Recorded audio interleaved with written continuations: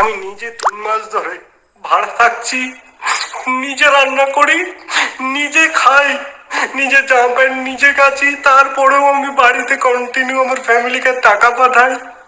কিন্তু তারপরেও যদি আমি বাড়িতে যাই সেটা আমার অপরাধ।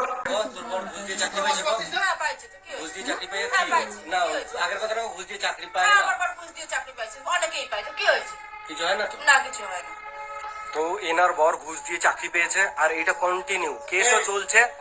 এরপরে এনার বরের ফটোটা আমি অ্যাড করছি, এটা হচ্ছে এনার বর। PF PF PF PF PF আছে।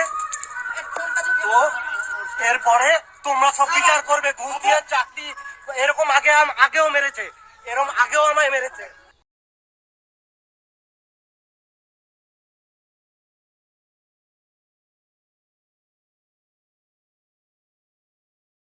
আজ সোশ্যাল মিডিয়ায় আনতে হচ্ছে শুধুমাত্র আমার পরিস্থিতির কারণে। কারণ আমি এমন একটা পরিস্থিতিতে দাঁড়িয়ে আছি যেখানে আমার নিজের জীবনেরই কোনো গ্যারান্টি নেই। বাড়িতে যাওয়ার পর ঝুট ঝামেলা হতেই পারে, আমি মানলাম, কিন্তু কোনো দিদি বটি নিয়ে কোপাতে আসে, এটা কি মানা যায়?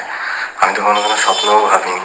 একটা ভিডিও ক্লিপ আছে যেটা হচ্ছে কি আমার একটা বটি ধরা ভিডিও, তো সেটাই তোমাদের কাছে শেয়ার করব। বটিটা আমি কেন ধরেছিলাম বা মানে ওর এখন বক্তব্য, ও এরকমটাই বলছে যে আমি বটি দিয়ে ওকে কোপাতে গিয়ে কোপটা আমার পাশের বাড়ির আর কাকিমার লেগে গিয়েছিল। তো এরকমটাই ও বলছে। তো আমি বলবো যে ভিডিও ক্লিপ, আমার কাছে কোনো ভিডিও ক্লিপ নেই, কারণ আমার ফোনটা ভেঙে ফেলেছিল।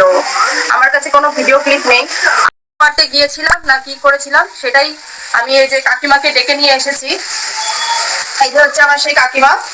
তো কাকি, তুমি একটু বলো যে তুমি আমাদের বাড়ি সেদিনে আসলে, এসে তুমি কি দেখলে? আমি কি ভাইকে মানে তুমি বলো যে তুমি কি দেখেছো।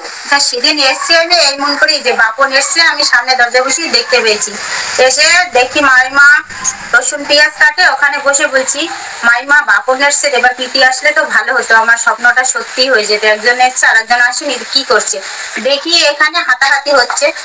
দিদি রয়েছে, গৌরী রয়েছে, বাপন রয়েছে, মাঝখানে দেখি মোবাইলটাও পড়ে গেল।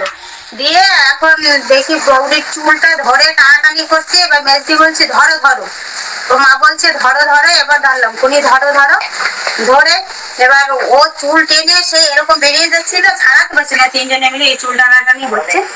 এবার সেই ও অনেকটা দূরেই চলে গেছে, বাপন প্রায় 40 হাত দূরে। আর ও ওখান থেকে বটিটা হাতে তুলছে, আবার বটিটা সামলাতে গেছি, যে রাগ হয়েছে যেহেতু মেয়ের চুল ধরে এত টানাটানি হয়েছে, বটিটা সামলাতে গিয়ে বটিটা ঘুরেই আমার গেছে। আমি নিজে 3 মাস ধরে ভাড়া থাকছি, নিজে রান্না করি, নিজে খাই, নিজে জামা প্যান্ট নিজে কাচি, তারপরেও আমি বাড়িতে কন্টিনিউ আমার ফ্যামিলিকে টাকা পাঠাই। কিন্তু তারপরেও যদি আমি বাড়িতে যাই সেটা আমার অপরাধ। আমার দিদি আমাকে কোপাতে এসেছে, সেটা ঘুরিয়ে বাবা মা কি বলছে আমি কোপ দিয়ে পালিয়ে গেছি। আমি জানি না সামনের দিনগুলোয় আমায় আর কত ধরনের মিথ্যে ব্লেম দিয়ে ফাঁসানো হবে আর কি করা হবে। আর আমিও জানি না যে আমি কি ভুলভাল ডিসিশন কি নেব, কারণ অলরেডি দিদি কান্না করে করে ভিডিও পোস্ট করছে। কিন্তু এটা তোমরা জানো না যে দিদি অলরেডি আমার নামে কেস করে এসেছে।